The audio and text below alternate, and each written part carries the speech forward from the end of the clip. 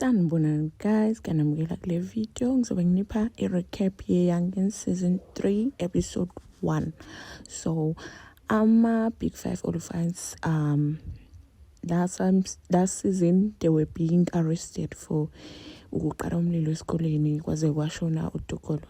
So Khaya ke bamthatha ke bamsetshele, then we see ubuhle naye seseyiswa ejele bathatha ama-fingerprints abo, so but ababavalelanga babayekele ukuthi baye emakhaya. So they took information yabo, they took ama-prints, then bafayela ama-dockets abo lana e-police station, and then mase beyiswa e-court makufika-ke iyachaza-ke i-judge ukuthi ubuhle benokhaya if they are found guilty ekupheleni kwecase ngeke baze baye e-juvenile, bazoya ejele leli labantu abadala because sebe over age, and then the other 3 nake yona-ke izoya e-juvenile if they are found guilty at the end of the case.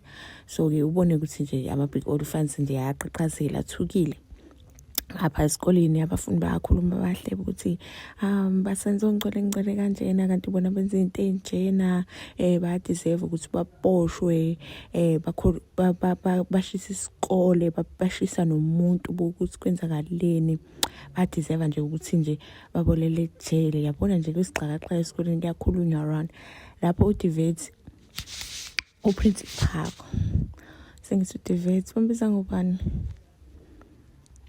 uPrincess Ramathuba, ubayababiza kwi-assembly ikhuluma nabo, and uthi nje esikoleni kuzoba nama-new rules because njengoba kunenyova nje kanje ele behavior yabo ukuthi bayayekwa, behlisa i-reputation yesikole buka manje sishisiwe kwaze kwasha nengane. On the other side ubaba kaBuhle uzama ukuthi protect uBuhle, umtholele lawyer, and then uthi kumele testify against abangani bakhe. Uyambona nje ukuthi uBuhle akafuna ukwenza leyo nto, akekho happy ngokuthi ajikele abangani bakhe. Lapho uma wakhe akamkhulumisa uBuhle, uphatheke kabi ngale nto eyenzakalayo le, uloku evalele ekamereni, yabona nje uthi akekho right. And then uPelisa baworried ngo Amo ukuthi akawaphenduli ama-calls abo, bakwazi ukumthola ngisho bemfonela bemsendela ama-message. Baworried ngalento eyenzakalile umlilo. Nangapha uSifaka uworried ngabangani bakhe, uzoyohlasela uLisidi uthi nje umnyuzile, lokho efuna amfundise kanti yena ufuna ukuthatha ubufakazi abophisa umngani wakhe uKhaya. Buka nje manje ukuthi wenzeni. Kubambe ngendluzula-ke lapho-ke Lisidi kuzenza isigora-ke nje afela lapho zamafuni ukuthi ningibukani bhekani le. After uSifaka nje embambe i-uppercut wambhekisa phezulu, and then uBuhle Amo uzamkhuluma no-aunt wakhe nje uyambuza ukuthi sibuye kanjani la. Angisho ukuthi angifuni siphinde sibheke le nkinga le, athi uyazama ukuxolisa, athi uyaxolisa yini exolisayo. Angisho ukuthi ikhiphe enkingeni. Yabona nje nalabangani bakho le, naye uyamtshela ukuthi hlukana nabangani bakho, uthi nje akwazi ukuhlukana nabangani bakhe cause naye wekhona erumini ngesikhathi kuqala umlilo. Esikoleni uPhel uyazama ukufunisa ngama-nouns, ulo Tsepa phendula athi ama-nouns sawafunda nje ka-grade 9, why siwafunda futhi manje. Wathi-ke njengoba nafunda grade 9 kusho ukuthi nizokwazi ukumphendula-ke manje-ke ngipheni isibonelo se-noun. And then aphakamise uTsepa athi kulula lokho, ngizokunikeza i-answer, i-noun ijele. And then bahleke-ke abafundi, kube ne-rawu kube ne-commotion, kumemezwe ahleka lento ayishoyo. Athi nje yabona nje wena Balisa ngazi ukuthi uhlekani cause abangani bakho ukulabantu abasejele, kodwa nje niyabhizi niyahle ngale nto le. Fanele ngabe nina niyamsupporta, kodwa nje nina nenze into enjena, niyahle kahle into enjena, fanele ngabe nje niyabehave.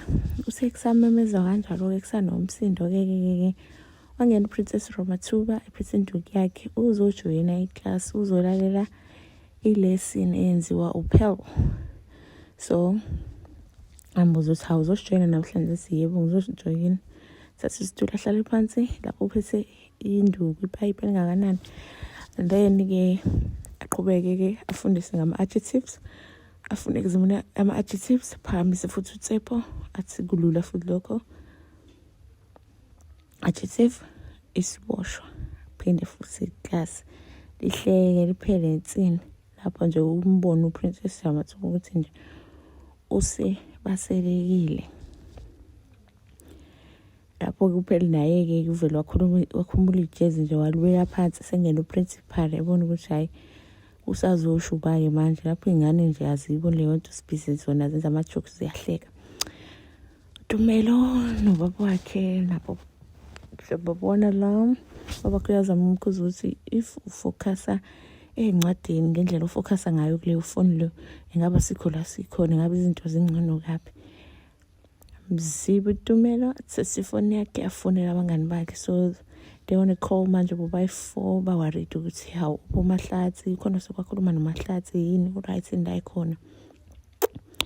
Asho uTumelo ukuthi uke wazama umfonela wangamthola, akazi nje akhulume naye. Athi ubuhle hawu uMahlatsi une-soft spot wena nawe akazi umthole. Athi hayi angikaze ngimthole nami, akabamba amafoni ama-calls ami, ngithumela nje straight to voicemail mangamfonela.